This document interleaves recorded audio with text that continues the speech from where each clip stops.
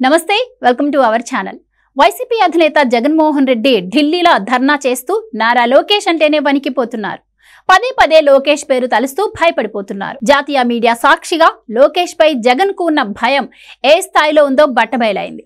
అసెంబ్లీలో కూటమి ప్రభుత్వాన్ని ఎదుర్కోలేక సభను ఎగ్గొట్టి మరీ ఢిల్లీలో ధర్నా చేశారు. ఏపీలో శాంతి భద్రతలు లేవని, రాష్ట్రపతి పాలన విధించాలని అర్థం లేని వాదనను తెరపైకి తెచ్చారు. టీడీపీ హయాంలో ఇంతగా దారుణాలు జరుగుతున్నాయని జగన్ పదే పదే అబద్ధాలను నిజం చేయాలని ప్రయత్నం చేస్తూ ఉండగా అసలు ఆయన హయాంలో జరిగిన దారుణాలు జగన్ కి గుర్తున్నాయా అని టీడీపీ నేతలే కాక సోషల్ మీడియాలోనూ పెద్ద ఎత్తున చర్చ జరుగుతోంది.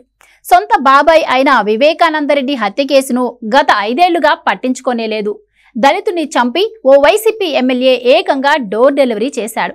అయినా జగన్ ఆ నిందితుడిని వెనకేసుకొచ్చారు. ఇంకా జగన్ హయాంలో ఏకంగా 2686 హత్యలు జరిగాయి. జగన్ పాలనలో ఏపీ నేరాంధ్రప్రదేశ్ గా కనిపించిందని టీడీపీ నేతలు ఆరోపిస్తున్నారు. ఢిల్లీలో జగన్ నేషనల్ మీడియాలో ఎక్కువ కవరేజ్ వచ్చినట్లుగా వారికి తాయిలాలు సమర్పించుకున్నారు. అందులో ఏపీలో రెడ్ బుక్ రాజ్యాంగం నడుస్తోందని ఇండియా టుడేతో అన్నారు.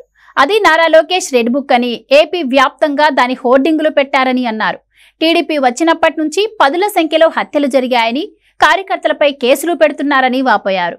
అంతటికీ లోకేష్ రెడ్ బుక్కే కారణమని జగన్ వణుకుతున్న స్వరంతో నేషనల్ మీడియాతో చెప్పడం ఆయనలోని భయాన్ని చాటుతోంది. మరోవైపు అసెంబ్లీ సమావేశాలు జరుగుతుండగా డుమ్మా కొట్టి ఢిల్లీలో కూర్చున్న జగన్ కు ఇక్కడ ఏపీలో పరిస్థితులు మరింత వ్యతిరేకంగా మారుతున్నాయి. జగన్ రెడ్డి తన పాలనలో జరిగిన అరాచకాలను మర్చిపోయినట్లు నటిస్తున్నప్పటికీ ప్రజలకు మాత్రం అన్ని గుర్తున్నాయి. ఇప్పుడు ఎమ్మెల్యే స్థానంలో జగన్మోహన్ రెడ్డి రాద్ధాంతం అంతా ఆయన అభద్రతా భావాన్ని చాటుతోందని టీడీపీ నేతలు విమర్శిస్తున్నారు. ఇప్పటికే ఈ జగన్ తీరుపై టీడీపీ నేతలు కాల్వ శ్రీనివాసులు, గౌతు శిరీష సహా పలువురు స్పందించారు.